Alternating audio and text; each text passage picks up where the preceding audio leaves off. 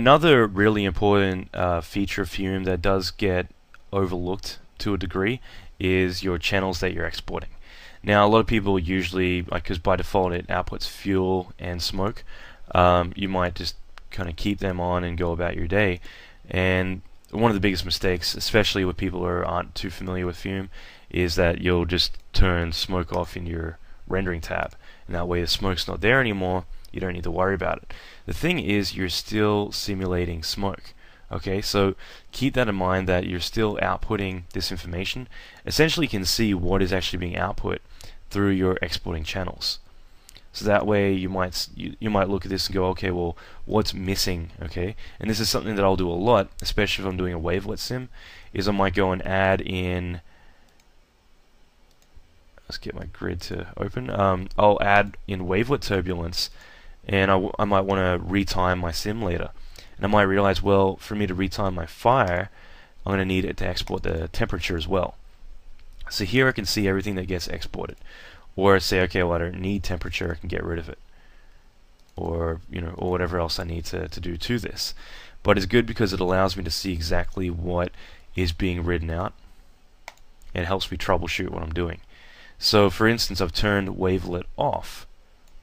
I go to General tab, and suddenly I'm still exporting velocity. Well, I don't want that, so I can get rid of it.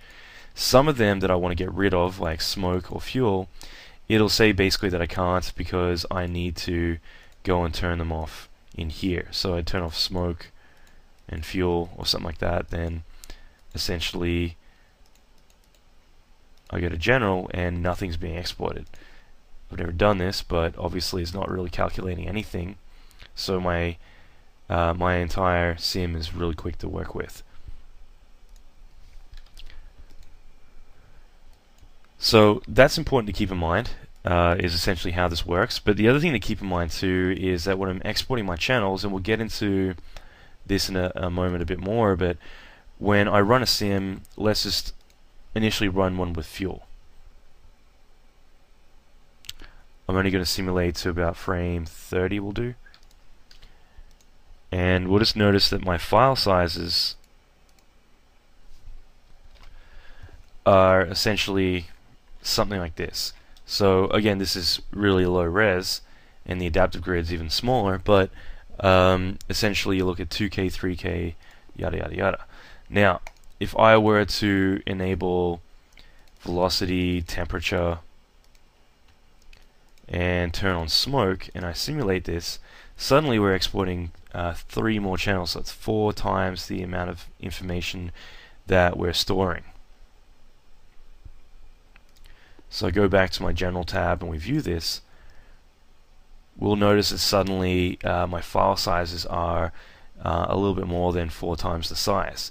This is because essentially for every single voxel that we're calculating and storing, each one of these is now multiplied by 3 or 4, okay? Essentially multiplied by 4, because now instead of just storing the fire, it's also storing the smoke, if there is any for that channel.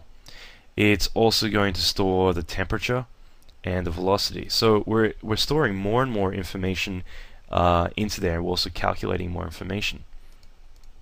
So this is important because it's going to slow down your simulations. It's also going to make your file sizes a lot bigger. So you don't want to simulate stuff that you're not going to use. At the same time, if I was to use this later on to drive particles or whatever, then I mightn't need temperature, but I would need velocity, and I might need temperature if I'm emitting from temperatures. So it's important to keep in mind, okay, well, what do I actually need? And the more experience that you get, the more you'll take into consideration what I actually need for my simulations. So this is important to keep in mind, as it allows us to kind of know what to store and what not to store. And all the information is going to be displayed here. So I reference this a lot, especially when troubleshooting or making sure that I have everything I need, especially when doing wavelet or post-processing, because I don't want to go 3 steps into my simulations and then find out that I didn't have the temperature, so my fire doesn't retime, whereas my smoke does because it doesn't rely on temperature. Something like that is going to be pretty important.